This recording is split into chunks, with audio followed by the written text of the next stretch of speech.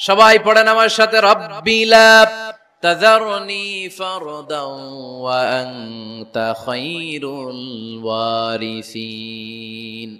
এর মানে হলো, আল্লাহ আপনি আমারে নিঃসন্তান বানিয়ে এই দুনিয়ায় রাখবেন না, আপনি তো উত্তম উত্তরাধিকার তৈরিকারী, আপনি উত্তম সন্তান দানকারী, ঠিক কি না? আল্লাহ তাআলা সন্তান দেন, এজন্য আপনি দোয়া করবেন, এই দোয়াগুলো পড়বেন। রব্বি হাবলি মিনাস সালিহিন, আমার সাথে সাথে আওয়াজ করে পড়েন, রব্বি হাবলি মিনাস সালিহিন। কেউ বাদ যাবেন না, আওয়াজ করে সবাই পড়ুন, রব্বি হাবলি মিনাস সালিহিন। এর অর্থ হচ্ছে, হে আল্লাহ আপনি আমাকে নেককার সন্তান দান করেন। আওয়াজ করে পড়েন আমিন। নেককার স্ত্রী, নেককার সন্তান আল্লাহর কাছে চাইতে হয় ভাইয়েরা, না চাইলে পাওয়া যায় না।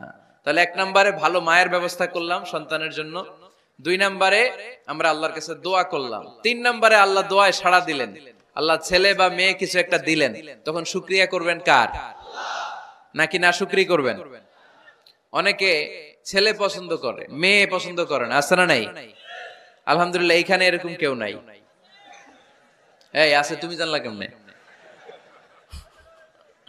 আমি বাঁচায় দেওয়ার জন্য বললাম নাই, এরপর এরা কয় আছে।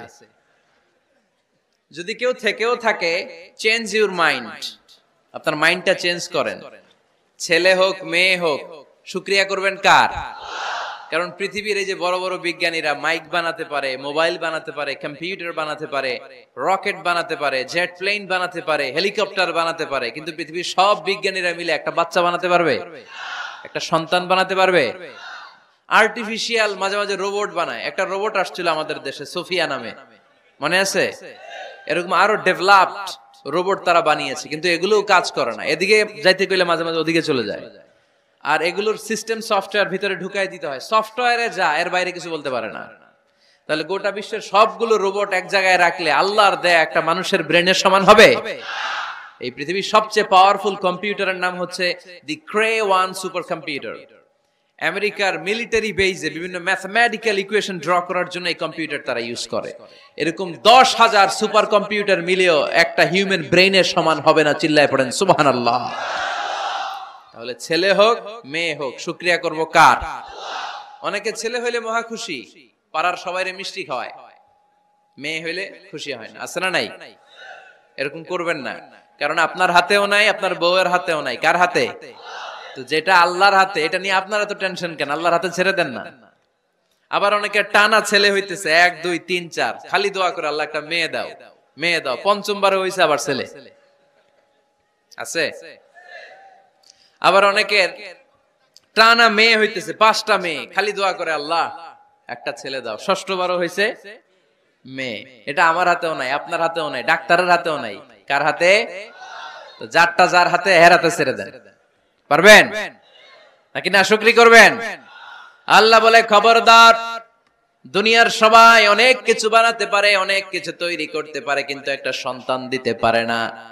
তুমি 6টা ছেলে পাওয়ার কারণে না শুকরি করো, মেয়ের জন্য আমার বিরুদ্ধে কথা বলো।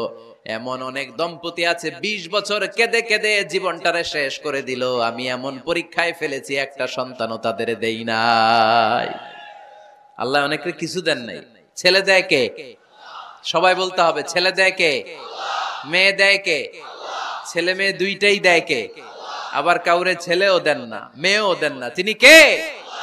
এজন্য তিনি বললেন, ইয়াহাবু লিমান ইয়াশাউ ইনাসা ওয়া ইয়াহাবু লিমান ইয়াশাউ যুকুর আও ইউযাওয়িজুহুম যুকরানা ওয়া ইনাসা ওয়া ইয়াজআলু মান ইয়াশাউ আকিমা ইন্নাহু আলীমুন কাদির। পড়েন সুবহানাল্লাহ।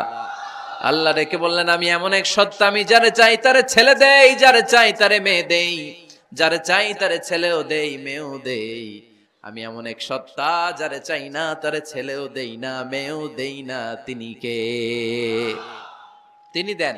এজন্য শুকরিয়া করবেন কার?